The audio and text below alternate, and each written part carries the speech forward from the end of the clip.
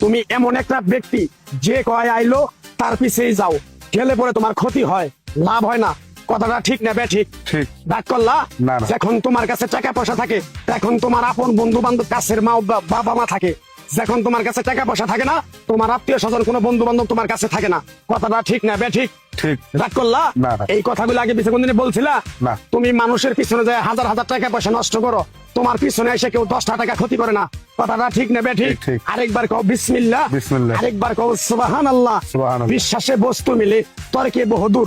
তোমার যে কথাগুলো বলছি সত্য বলছি না মিথ্যা বলছি? সত্য। তুমি এমন একটা ব্যক্তি, মানুষের দুঃখ কষ্ট দেখতে পারো না, তার পাশে যাই দাঁড়াও, তারা এসে তোমার পিছন থেকে ক্ষতি করার জন্য ঘুরে। কথাটা ঠিক না ঠিক? ঠিক। রাগ করলা? না। কিছুদিন আগে একটা বিপদে পড়ছিলা, অনেক বন্ধু বান্ধবের কাছে 10, 20, 50 হাজার টাকা হাওলা চাইছো, তারা তো ফোন করেই নেই, তোমার সাথে এখন যোগাযোগ বন্ধ করে দিছে।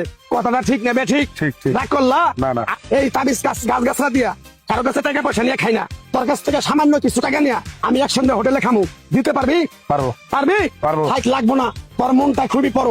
কেউ 50 টাকা চাইলে তোর 5,000 টাকা দিয়ে দেস। কথাটা কি করছি বুঝতে পারছ? জি। আরেকবার কবি বিসমিল্লাহ। বিসমিল্লাহ। বিসমিল্লাহ বলার সাথে সাথে তুই আমারে 500 টাকা দিবি, তোর এক টুকরা গাছ দিয়ে যাবো। এই গাছটা তুই নিয়ম কারণ মাইনা ব্যবহার করবি, আল্লাহ তোরে মুক্তি করবো। কথাটা কি করছি বুঝতে পারছ? জি। আরেকবার কবি বিসমিল্লাহ। বিসমিল্লাহ।